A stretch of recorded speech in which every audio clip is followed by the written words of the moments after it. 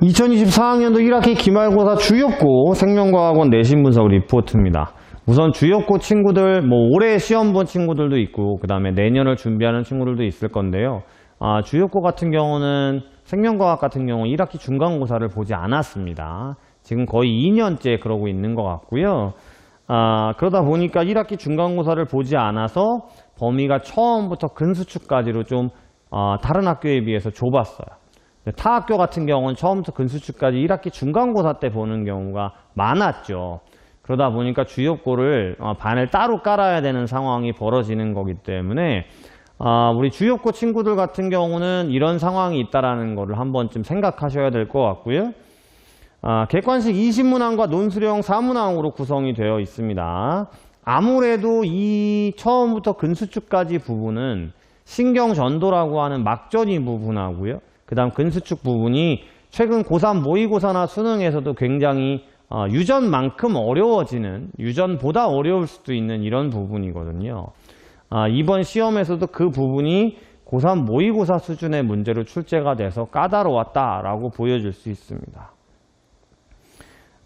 그러다 보니까 특이사항에서 말씀드리지만 2학기의 유전을 2학기 기말에만 할 가능성도 있고요. 아무래도 근수축 뒤에는 신경계, 항상성, 방어라고 하는 굉장히 넓은 파트가 포진되어 있거든요.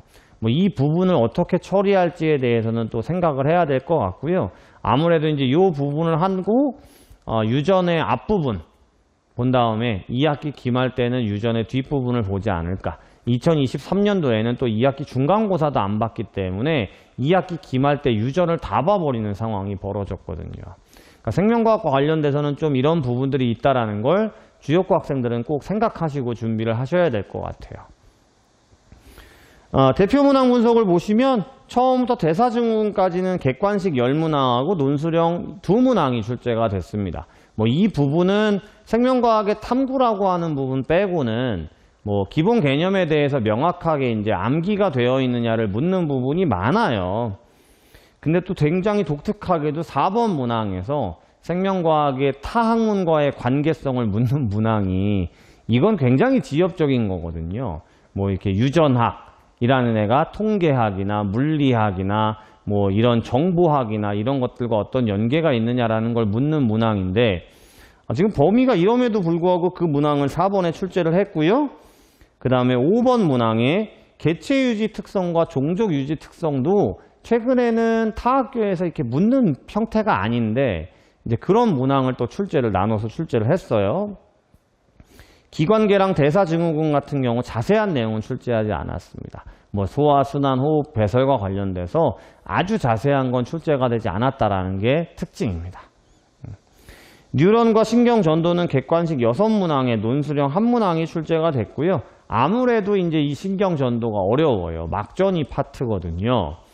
이게 이제 15번, 17번, 18번, 논술형 3번까지 해서 고3 모의고사 수준의 문제가 출제가 됐습니다.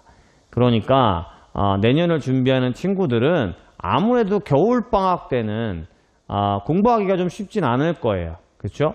근데 막전이 공부만큼은 좀 정확하게 해놔야 나중에 내가 고3 모의고사 수준의 문제를 풀 때 도움이 된다라는 생각을 하셔야 될 것 같고요. 특히 논술형 3번 같은 경우는 최근에 이제 조금씩 나오는 편인데 문항수가 많지는 않아요.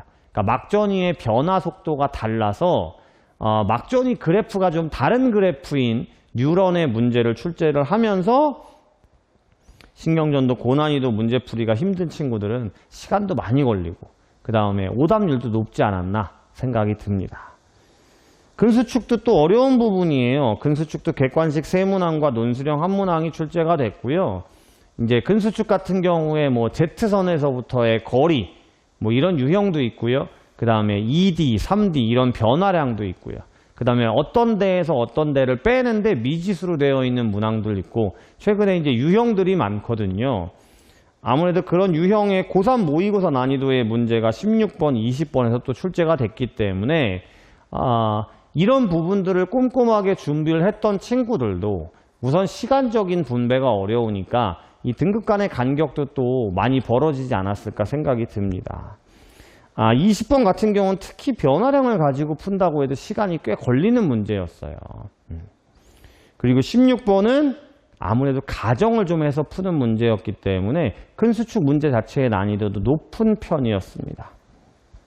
결국에는 이제 신경전도나 근 수축에서 고3 난이도 정도를 얼마나 연습했느냐라는 것들이 등급을 결정할 수 있을 텐데요. 그렇다고 너무 걱정하라는 부분은 아닌 것이 아무래도 좀 시간이 길죠. 1학기 중간고사, 기말고사에서 기말고사만 봤으니까.